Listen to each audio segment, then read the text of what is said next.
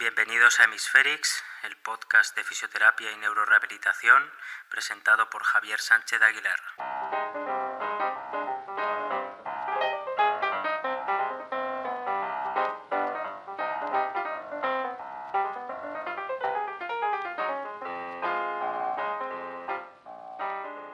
En el episodio de hoy vamos a hablar de biomarcadores aplicados a la robótica, un tema que tiene su presencia en la investigación, pero que no termina de permear en la práctica clínica. Esto es debido fundamentalmente a que muy pocos centros disponen de dispositivos robóticos. Ese es un tema que no vamos a tratar en este episodio, ya que nos desborda y tiene una complejidad que va más allá de los biomarcadores y se centra más en la política sanitaria. Hablar de biomarcadores es estar bordeando muchas disciplinas, profesiones, áreas de especialización, y lo habitual es tener que apoyarse en diferentes perfiles de personas para entender este campo. En este caso voy a utilizar un artículo reciente para introducir el tema, dar algunas pinceladas, aportar algo sobre mi experiencia utilizando algunos de los dispositivos robóticos y sobre todo poner el tema sobre la mesa y animar a otras personas a leer sobre esto. El artículo en el que me voy a basar es de Florencia Garro y colaboradores del Instituto Italiano de Tecnología en Génova, Italia. El artículo es del 2021 y se titula Biomarcadores neuromecánicos para la neurorehabilitación robótica, publicado en Frontiers in Neurorobotics. Podríamos comenzar este tema de los biomarcadores contextualizando, diciendo que la terapia asistida por robótica cada vez está más presente en la neurorehabilitación, sobre todo privada, con la idea de aumentar el número de repeticiones y proporcionar asistencia a pacientes más afectados.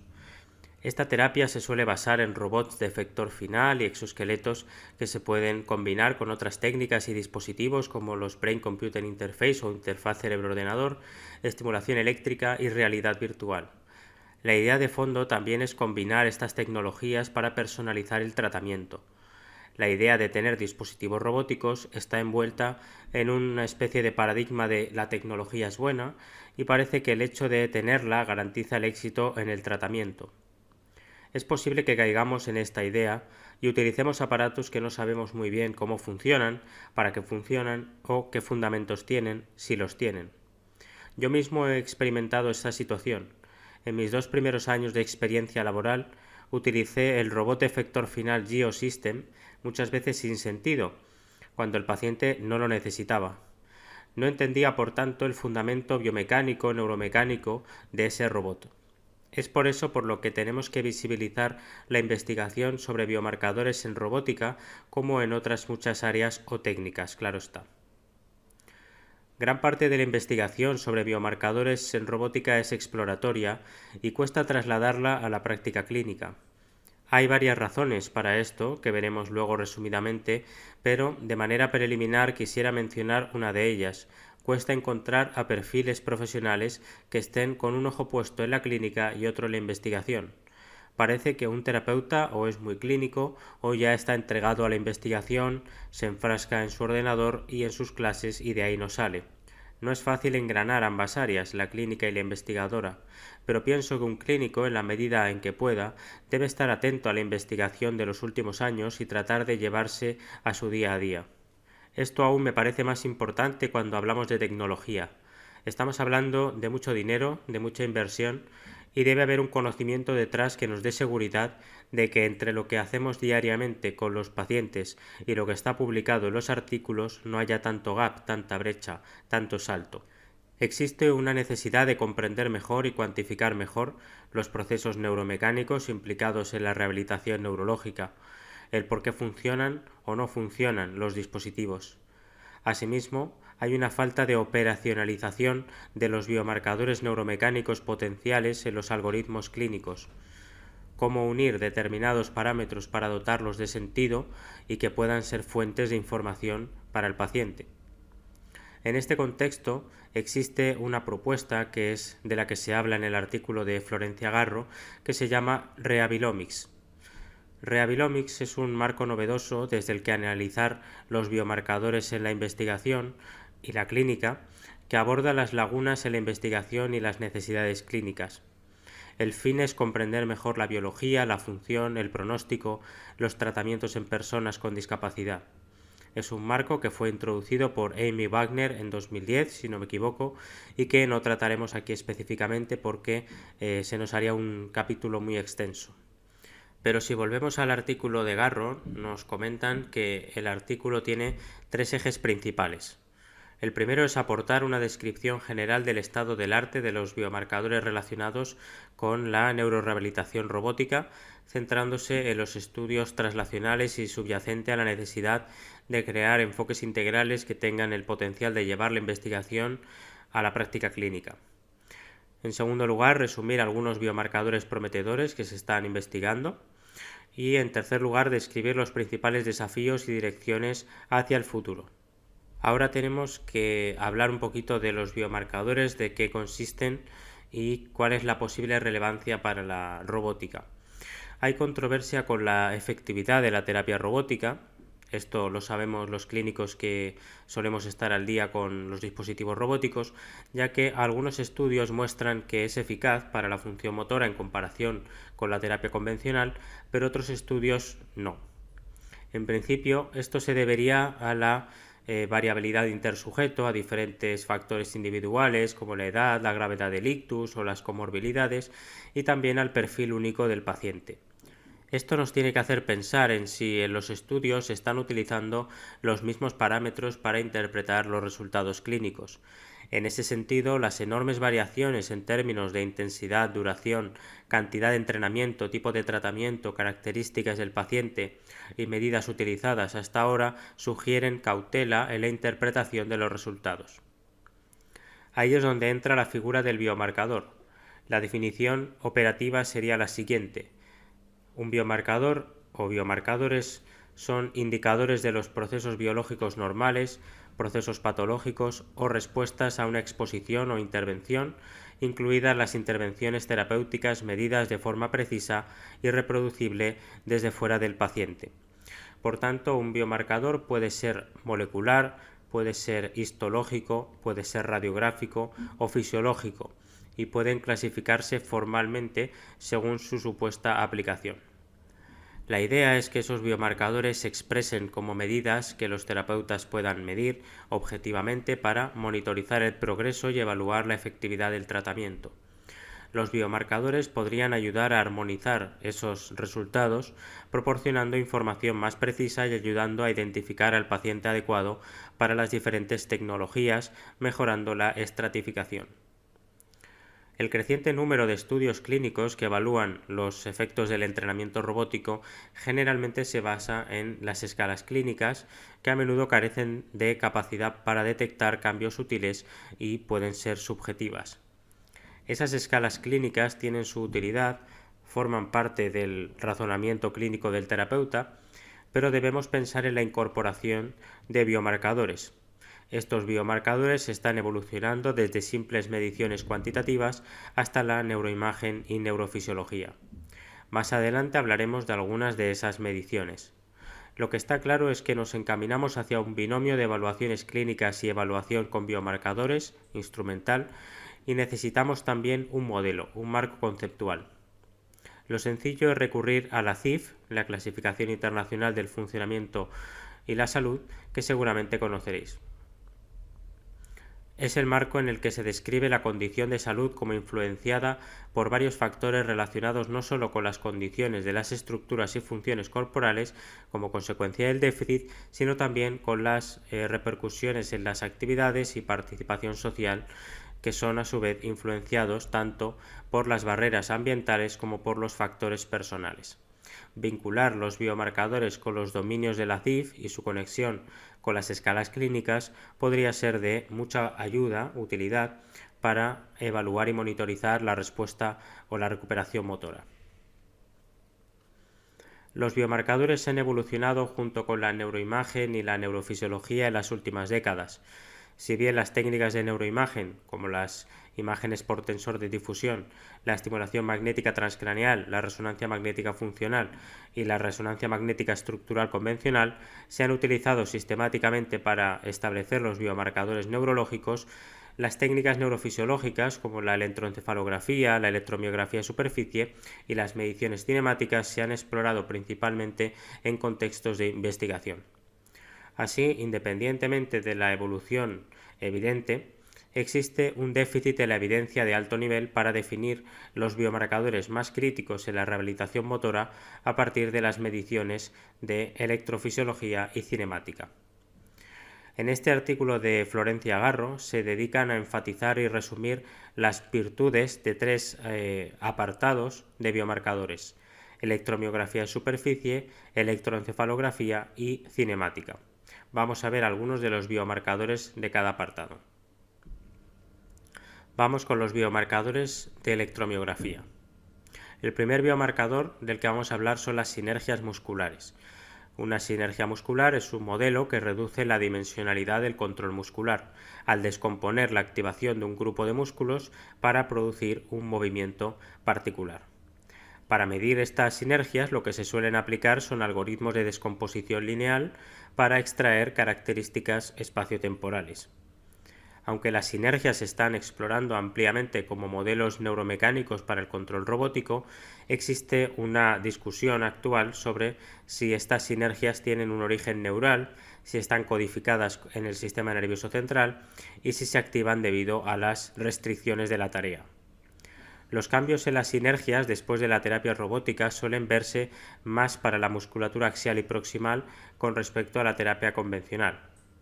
Es interesante el aporte que hacen Nerea Irastorza y colaboradores, que son de Tecnalia, con un biomarcador relacionado con las sinergias que se llama FSRI, que es el Functional Synergy Recruitment Index o índice de reclutamiento de sinergia funcional.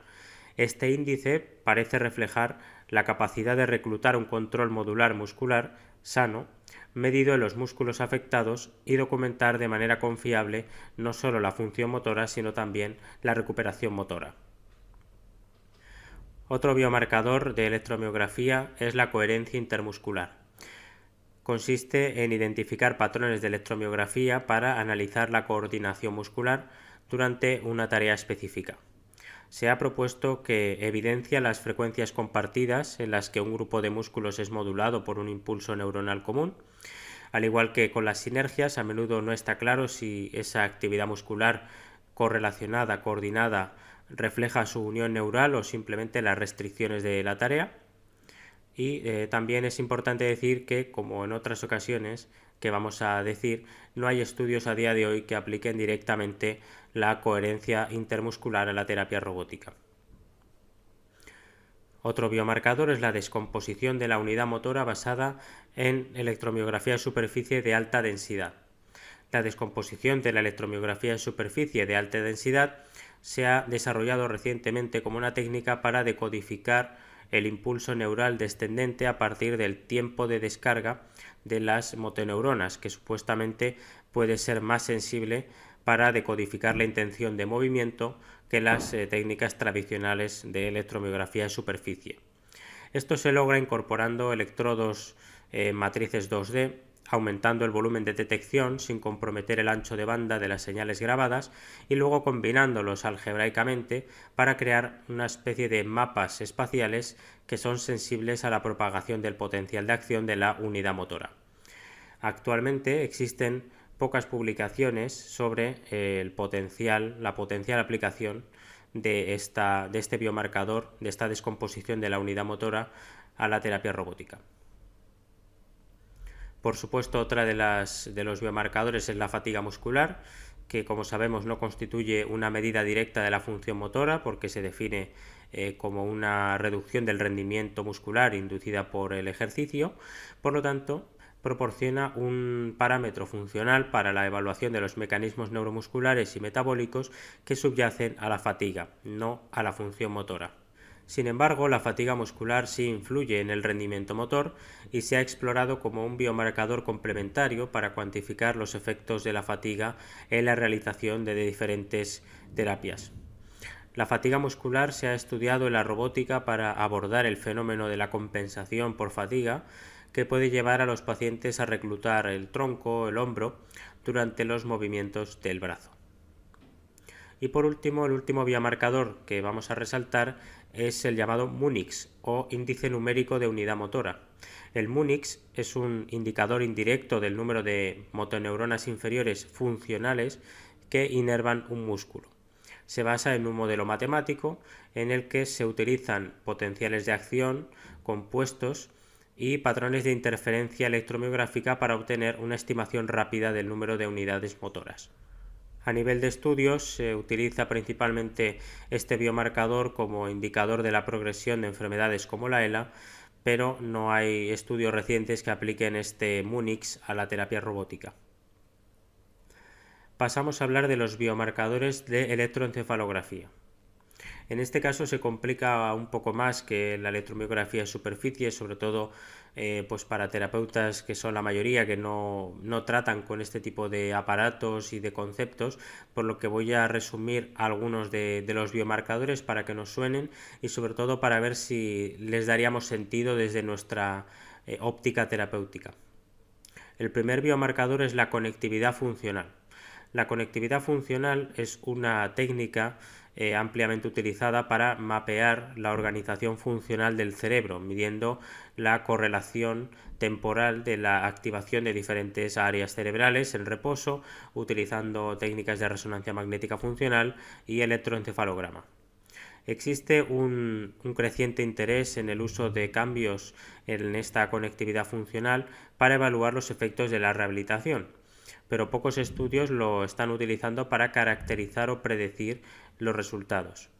En particular, los biomarcadores potenciales para la rehabilitación del ictus podrían surgir de la exploración de interacciones funcionales alteradas que están altamente correlacionadas con los déficits conductuales motores y la recuperación. Otro biomarcador de electroencefalografía es la coherencia córtico-muscular. La coherencia córtico-muscular es un método para evaluar la sincronización entre la actividad cerebral y la actividad muscular. Está asociada a conexiones funcionales dentro de las vías corticoespinales entre la corteza motora y los músculos durante la ejecución del movimiento. La coherencia se define como la relación lineal entre dos señales. Actualmente, el estudio de la coherencia córtico-muscular se centra principalmente en cómo diferentes áreas cerebrales controlan y modulan la activación de los músculos, cómo se recibe y procesa la retroalimentación de los músculos y cómo esta coherencia puede verse afectada por diversas condiciones como la fatiga. Otro biomarcador de electroencefalografía es la famosa desincronización y sincronización relacionadas con eventos de la banda beta. La desincronización y sincronización relacionada con eventos de banda beta en la corteza motora primaria son oscilaciones transitorias en la actividad cerebral que reflejan la preparación, ejecución y cese del movimiento. En particular, la desincronización se asocia con la preparación motora, la ejecución y la imaginería motora e indica el inicio del movimiento en la circunvolución postcentral contralateral, propagándose a las cortezas sensitivo-motoras bilaterales. La sincronización, por otro lado, se ha correlacionado con la desactivación de la corteza motora debido a un aumento de la inhibición intracortical. Llega a su punto máximo entre 500 y 1000 milisegundos después de la terminación del movimiento y continúa durante aproximadamente un segundo. Ambas desincronización y sincronización son eventos transitorios en la actividad rítmica cerebral espontánea correspondientes a las bandas alfa y beta, es decir, menos de 35 Hz. Son unas de las características de electroencefalografía más exploradas en el control motor, es decir, en la evaluación de imágenes motoras y la inhibición motora. En particular, se ha demostrado que las oscilaciones beta pueden reflejar la recuperación motora de las extremidades superiores después del ictus. Otro de los biomarcadores es el índice de simetría cerebral, que simplemente diremos que es uno de los índices más explorados, cuantifica la simetría interhemisférica y se ha demostrado que correlaciona con el estado neurológico y con el nivel de recuperación motora en la fase aguda del ictus. Ya solo nos quedan dos biomarcadores de electroencefalografía. Uno de ellos es el coeficiente de lateralidad. Es un índice que representa el grado de asimetría de los patrones de desincronización entre hemisferios cerebrales, generalmente calculado en las bandas de frecuencia beta y ritmo sensoriomotor. El ritmo sensoriomotor lo veremos ahora. Este coeficiente de lateralidad se utiliza para explorar los patrones de actividad cerebral alterados por una enfermedad o una intervención. Este coeficiente de lateralidad generalmente se calcula como una relación entre la desincronización y la sincronización en la región de interés cerebral y la banda de frecuencia de interés también durante las tareas experimentales. Se suele utilizar como variable en estudios de Brain-Computer Interface y en robótica también. Y el último biomarcador de electroencefalografía del que vamos a hablar es el ritmo sensoriomotor. El ritmo sensoriomotor es un ritmo cerebral asociado con la producción motora que se localiza en la corteza motora y somatosensorial entre 7 y 11 Hz para el ritmo mu y 12 y 30 Hz para el ritmo beta. En el movimiento normal, los ritmos mu se desincronizan con la planificación y ejecución del movimiento, seguido de un aumento del ritmo beta contralateral y finalmente una sincronización del ritmo mu y beta después de la finalización del movimiento. El ritmo sensoriomotor es un fenómeno bien demostrado y su modulación voluntaria para desencadenar fenómenos de neuroplasticidad se ha utilizado para desarrollar dos estrategias principales de rehabilitación motora: la imaginería motora y los intentos de enfoques basados en el movimiento para intervenciones basadas en el Brain-Computer Interface, en el BCI. Y la tercera categoría de biomarcadores en la que se enfatiza en este artículo de Florencia Garro son los biomarcadores cinemáticos. Aquí tenemos una innumerable cantidad de biomarcadores que se utilizan en investigación y que es deseable que sean uno de los fundamentos del diseño de dispositivos robóticos. Vamos a ver algunos de ellos. Tenemos, por ejemplo, el ratio de éxito, que es el número de objetivos completados dividido por la cantidad total de objetivos. Tenemos el índice de movimiento activo, que está relacionado con una puntuación robótica y la puntuación teórica si el paciente fuera capaz de completar las tareas con su propio movimiento voluntario. Tenemos el número de inicios de movimiento, el número de finales de movimiento, tenemos el tiempo de movimiento o tarea, tenemos la variabilidad en el error de trayectoria, que es muy interesante, es la descripción del ángulo entre el vector de fuerza que graba el robot y la dirección teórica del movimiento sobre la trayectoria. Tenemos la variabilidad de la velocidad media, el error variable, el tiempo hasta velocidad pico, el tiempo de reacción, los rangos de movimiento de diferentes articulaciones, el área de trabajo normalizada. Este área de trabajo normalizada es muy interesante, establece la posición máxima alcanzable durante un movimiento o tarea dividida por la longitud del brazo del paciente. Si bien existe una amplia variedad de parámetros cinemáticos que se utilizan para describir las características espaciotemporales del punto final o el movimiento de la articulación, revisiones sistemáticas como la de Schwartz y colaboradores en 2019 sobre la cinemática muestran que estos parámetros están mal estandarizados y que la clinimetría no sesgada rara vez se aborda. Debido al gran número de biomarcadores en esta categoría cinemática y su gran variabilidad en la literatura en términos de nomenclatura y nivel de evidencia, Schwartz propuso agrupar los biomarcadores según la interpretación fisiológica. Así se van a considerar las siguientes 9 categorías, que son las que nosotros tenemos que estar atentos cuando exploremos, por ejemplo, un dispositivo robótico del miembro superior. La primera categoría es la eficacia, que es la indicación de si la tarea u objetivo se logró con éxito o no. Después tenemos la eficiencia, que es la cuantificación del desempeño de una tarea. Para la tercera y cuarta categoría utilizan el término precision y accuracy, que se pueden traducir al español como precisión ambos. No sé cómo traducir el primero de ellos, precision, no sé si leyendo un poco la definición podemos sacar el término, ¿no? En este caso se referirían a la descripción de la variabilidad del desempeño de los movimientos dirigidos a un objetivo. Claro, pues eso puede asemejarse un poco a la definición de precisión, pero bueno, podemos llamarle exactitud también. En el caso de la cuarta categoría ya utilizamos la palabra precisión, la categoría precisión, para la cuantificación del error en los movimientos realizados frente a un movimiento óptimo. La quinta categoría es la suavidad, que es la desviación del perfil de velocidad de un perfil óptimo. La sexta categoría es la postura espacial, que son aspectos de las articulaciones relacionadas con la posición, con el espacio. Y la séptima categoría es la postura temporal, que es lo mismo, pero para parámetros temporales. La octava categoría es el espacio de trabajo, que es la descripción del área o volumen alcanzable con una articulación específica, y la novena y última categoría es la velocidad, que se refiere a la velocidad de ejecución del movimiento. Ahí tenemos esas 9 categorías que son las que nos tienen que sonar cuando estemos, por ejemplo, observando un ejercicio en un dispositivo robótico de miembro superior, ¿no? Si lo que estamos viendo tiene en cuenta la eficacia del paciente, la eficiencia, la precisión, la suavidad, si tiene en cuenta el espacio de trabajo, ¿no? Pues son esas categorías que de alguna forma deben cuantificar el rendimiento del paciente. En el artículo de Florencia Garros se puede ver una tabla en la que los biomarcadores cinemáticos están categorizados según estas 9 categorías, o no sé si todas, pero algunas de ellas sí, y desde luego es una buena ayuda a los investigadores que quieran estudiar con robótica afinando en parámetros. Si seguimos hablando un poco del artículo, hay una parte, una sección en la que se habla de brechas actuales en el área.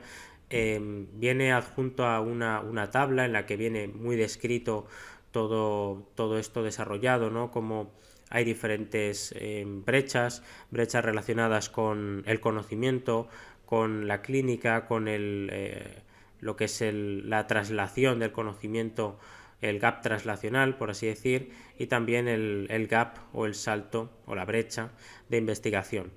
Por ejemplo, cuando hablan del gap clínico o de la brecha clínica, se refieren a que los estudios que se suelen hacer tienen muy poquita muestra, muy pocos son estudios multicéntricos que permita pues homogeneizar parámetros y de alguna forma extraer muchos más datos que en el caso contrario, y también no suele haber una correlación entre las escalas clínicas y los biomarcadores.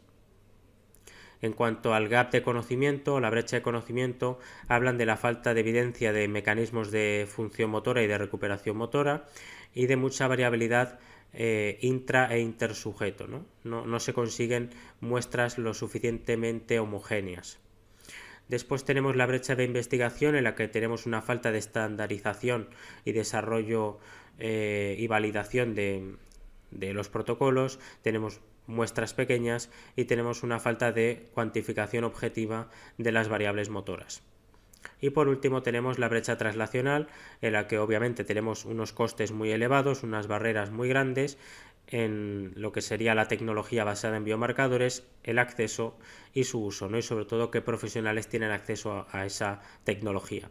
Y en segundo lugar tendríamos un escenario regulatorio complejo para integrar estos biomarcadores dentro de los dispositivos médicos. Y ya para terminar con lo que sería el artículo de Garro, tenemos aquello que podemos decir de las últimas tendencias o las nuevas perspectivas en este campo de los biomarcadores en neurorehabilitación y en robótica. Respecto de estas últimas tendencias, habría que mencionar la creación de modelos computacionales de neurorehabilitación. Estos modelos computacionales están englobados dentro de lo que conocemos como medicina personalizada y dentro también de la inteligencia computacional. El modelo computacional lo que hace es describir el complejo sistema motor humano en términos de interacciones entre lo sensoriomotor y la conducta, mediante la aplicación de un modelo computacional de los mecanismos de plasticidad subyacentes a la recuperación. La idea de elaborar un modelo computacional es simular parámetros de rehabilitación para los experimentos en lugar de utilizar el clásico ensayo y error. Esto no solo podría permitir optimizar el diseño de la terapia, sino también personalizarla en términos de contenido, tiempo, dosis, etcétera, de acuerdo con el perfil del paciente. También de cara al futuro es interesante concebir los biomarcadores desde 3 perspectivas, y creo que aquí los clínicos tenemos mucho que decir. Tenemos una perspectiva de neurociencia, desarrollando modelos matemáticos de los mecanismos de plasticidad dependiente de la actividad. Tenemos una perspectiva clínica en la que se identifican los biomarcadores clínicamente relevantes, aquí está la clave, y se utilizan para crear los algoritmos para la toma de decisiones. Y por último, una perspectiva biomecánica en la que los biomarcadores se utilizan para complementar el análisis del movimiento humano y el diseño de sistemas portátiles. En particular, me parece muy interesante mencionar esto. Se están utilizando simulaciones biomecánicas para crear los gemelos digitales, entre comillas, personalizados. Este concepto de gemelo digital se refiere o alude a la representación digital del paciente en función de su perfil de salud, lo que permite simular los diferentes tipos de biomarcadores a través de este modelo.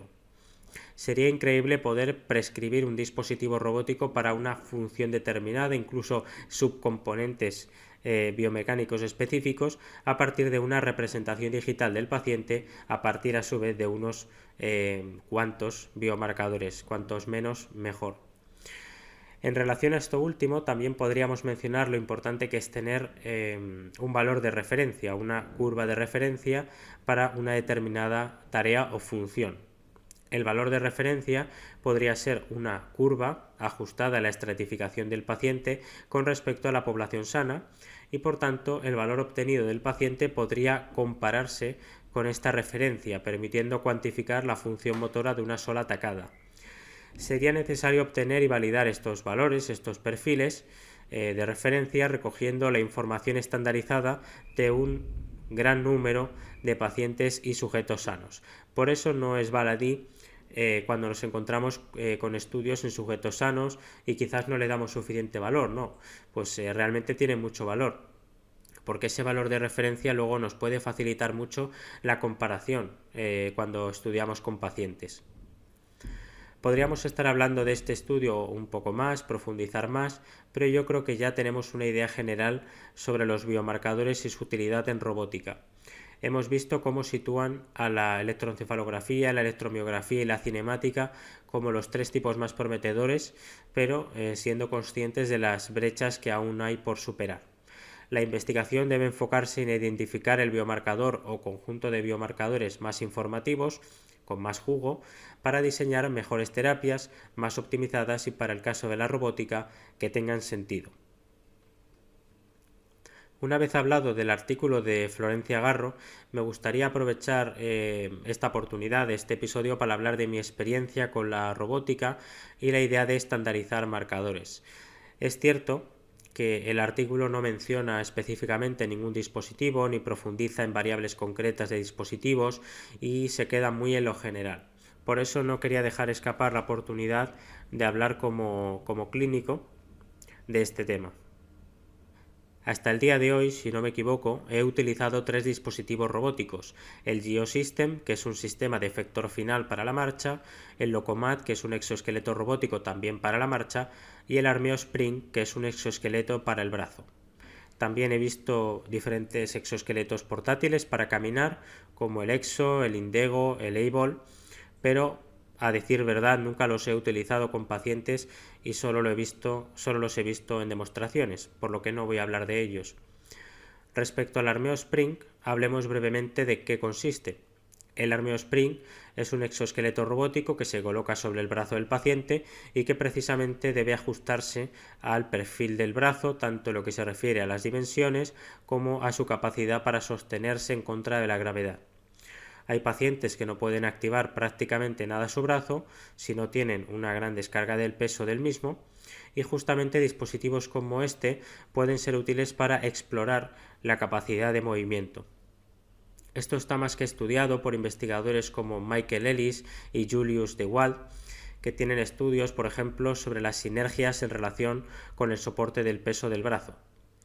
Pues bien, con el Armeo Spring se pueden hacer diferentes valoraciones, como el rango de movimiento, para ir registrando los avances del paciente, y cada sesión terminada de tratamiento también arroja la evolución del desempeño de los ejercicios. Los ejercicios que se pueden hacer son variados, desde movimientos en contra de sinergia flexora, siempre tratando de ganar rango de movimiento, ejercicios que demandan más o menos velocidad, ejercicios de control motor, coordinación, ejercicios que incluyen agarre manual y ejercicios muy interesantes también de patrones complejos de movimiento, lo que Krakauer llama movimientos exploratorios, en los que se hacen movimientos combinados de los diferentes planos y ejes, y se hace por todo un espacio de trabajo tratando de, por ejemplo, en el caso de un ejercicio que es limpiar el océano, coger la basura del océano evitando coger los animales. Entonces hay que hacer un conjunto de movimientos que no es simplemente flexión-extensión, sino que es un uso combinado de todos los planos. Si relacionamos el armeo Spring con los biomarcadores de los que hemos hablado en este episodio, vemos que se han explotado mucho algunos biomarcadores cinemáticos. Por ejemplo, hay un juego que se llama algo así como Une los puntos, donde aparecen 2 o más puntos en la pantalla y el paciente tiene que unirlos con el movimiento del brazo. Pero no tiene que unirlos sin más, sino que el software detecta el smoothness o la suavidad del movimiento de tal manera que da una puntuación según la suavidad de la línea recta de unión entre los puntos. Si no sobrepasa un determinado porcentaje de suavidad, no se pasa a la siguiente pantalla. Ese es un ejemplo de cómo se aplica la cinemática a un dispositivo robótico. Detrás de cada ejercicio se supone que hay un fundamento de este estilo cuando se trata de vencer una sinergia flexora, cuando se plantea una dificultad mayor o menor, cuando se da un feedback u otro, etc. Habría que ver cómo se puede reforzar en el sentido de reinforcement, un concepto que vimos con la entrevista a Belén Rubio, cómo se puede reforzar el feedback sensoriomotor, sobre todo en casos de afectación muy severa. Cómo, aunque mi intento de movimiento sea muy pequeño, apenas visible, puede reforzarse con una ilusión visual, con un feedback visual positivo, para tirar de eso e ir mejorando. Esto tiene sentido mencionarlo porque clínicamente nos encontramos que el armeo Spring lo aprovechan sobre todo pacientes con algo de movimiento y que no tienen unas grandes sinergias duras, las cuales son muy difíciles de romper por un exoesqueleto y en general. Es cierto que existe una versión para pacientes muy afectados o más afectados que es el Armeo Power, pero eso no quita que pensemos cómo ajustar la dificultad y el feedback para un paciente más afectado. Quizás haya que explorar el uso concomitante de estimulación eléctrica o realidad virtual. Esto me hace pensar también en que no hay que olvidar los estudios de electromiografía sobre el control motor del brazo y cómo dispositivos como Armeo Spring podrían ser sensibles a detectar patrones de tipo cocontracción o incluso cómo el propio exoesqueleto puede trabajar sobre la espasticidad tratando de reducir el reflejo con una serie de movilizaciones a determinada frecuencia antes de hacer ejercicios activos. Estas ideas que voy contando son fruto de reflexionar sobre los dispositivos tecnológicos y cómo llevar la ciencia a la clínica entendiendo los juegos o el setup como lo haría un ingeniero o un científico. Si pasamos a hablar de otro dispositivo robótico, hablaría del Lokomat, que es probablemente el que más utilizo. El Lokomat es un exoesqueleto robótico que tiene 2 piernas robóticas motorizadas, un sistema de soporte de peso corporal y una cinta rodante. La primera idea que uno se hace del Lokomat es que uno pone el arnés al paciente, le pone el exoesqueleto y simplemente camina durante un determinado tiempo. La idea no es esa. El Lokomat, y hablo de la versión Pro V6, nos da la opción de monitorizar muy al detalle de determinados parámetros como la velocidad de la cinta, la velocidad de las órtesis, que no son lo mismo, el porcentaje de soporte de peso y la fuerza de guía, que es lo que ayudan las piernas robóticas. Eso nos hace individualizar el tratamiento y tener la idea de progresar para no necesitar el Lokomat si el objetivo es recuperador de la función de caminar. Lokomat permite hacer valoraciones de fuerza, rango de movimiento y tono muscular y también emplea calibraciones de fuerza antes de la sesión para ajustar la dificultad al paciente. Los ejercicios están pensados para diferentes objetivos, como mantener la atención en la tarea, aumentar la fuerza muscular o la activación muscular, mejorar la simetría entre las 2 piernas, aumentar la resistencia muscular, trabajar específicamente una de las 2 piernas, aumentando su participación en el movimiento, modular el tono con la movilización activo-asistida o pasiva de las piernas y también la adaptación a diferentes soportes de peso y velocidades. En Lokomat he podido ver diferencias sustanciales entre diferentes patologías, pero sobre todo en lo que se refiere al daño cerebral y medular. En el daño cerebral suele haber otros problemas como de lenguaje, orientación, apraxia incluso, que pueden dificultar mucho los ejercicios aunque el paciente ponga el 200%.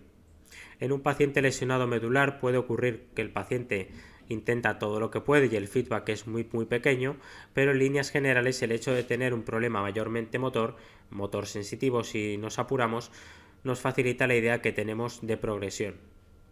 En un paciente lesionado medular, sobre todo incompleto, sin problemas de tensión, puedo ir controlando los parámetros al milímetro e ir notando cómo el paciente va sosteniéndose más, va activando más su musculatura y, en definitiva, que cuando le quito el exoesqueleto y lo dejo en la cinta con el arnés, puedo ir viendo cómo se desenvuelve, incluso si puede empezar ya a dar pasos sin asistencia. Al margen de esos parámetros de Locomat, hay estudios que han utilizado electromiografía para ver la modulación del tono en casos de espasticidad, o también para ver cómo influye la velocidad de la activación muscular, viendo que hay un umbral en los 2 km por hora. A nivel clínico puede ser complicado utilizar la electromiografía en el Locomat, aunque el uso de electromiografía inalámbrica y que sea fácil de colocar, el software fácil de utilizar, puede ser de gran utilidad. Locomat ya aporta feedback de fuerza muscular, por lo que la electromiografía durante la sesión podría no aportar mucho más, pero sí que podría utilizarse para mediciones seriadas. La electroencefalografía también podría ser interesante, recordemos la coherencia córtico-muscular, aunque necesitaríamos algo bastante manejable, portátil, sin cables, para que fuera viable, y también debemos tener en cuenta para qué queremos utilizarla, ¿no? Porque hablamos de la marcha, que es una actividad fundamentalmente automática, y lo volitivo, lo voluntario, es sobre todo el inicio, cambio y final. Si bien es cierto que con los ejercicios se busca una adaptación constante y no un simple caminar repetitivo.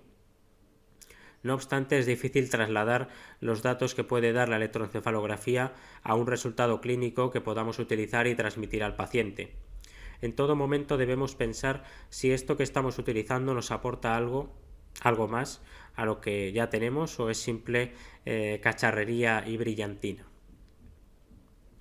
Para terminar este episodio, decir que está claro que el tipo de biomarcador que más cercano tenemos los terapeutas es el biomarcador fisiológico. No está de más tener un ojo puesto a los otros biomarcadores como el histológico, pero es cierto que estamos más implicados en el marcador fisiológico.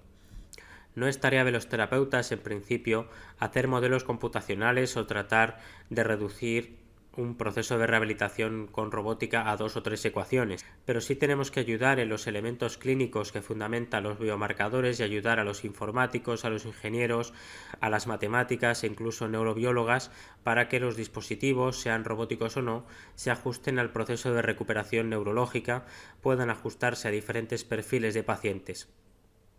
Que cuando uno vea unos ejercicios en un dispositivo pueda inferir o deducir componentes de aprendizaje motor y sepa interpretar los datos que nos aporta. En muchas ocasiones vamos a ver que los dispositivos robóticos permiten bajar el umbral de respuesta del paciente, permiten detectar y amplificar la conducta, por eso son de ayuda en pacientes con más afectación. Esa conducta se expresa a otro nivel de análisis en biomecánica, en moléculas, en disparos de motoneurona, en conexiones interhemisféricas. Necesitamos esos marcadores para afinar el tratamiento y ver, a modo de rayos láser, si se quiere, lo que está detrás de un diseño mecánico. Espero que este episodio os haya resultado interesante. Es cierto que cada parte del episodio tendría sus 2 horas de charla, pero bueno, esto es una especie de aperitivo, de introducción, también para animar a otras personas a interesarse en este tema de los biomarcadores, sobre todo si ya tienen algo de familiarización con la tecnología. Esto de los biomarcadores no es cosa solo de tecnología avanzada, digamos, también se puede extrapolar a toda intervención que hacemos. Pero en este episodio quería aplicarlo a la robótica, sobre todo por el artículo de Florencia Garro, que permea todo el episodio. Lo dicho, muchas gracias por escuchar Hemispherics y nos vemos en el próximo episodio.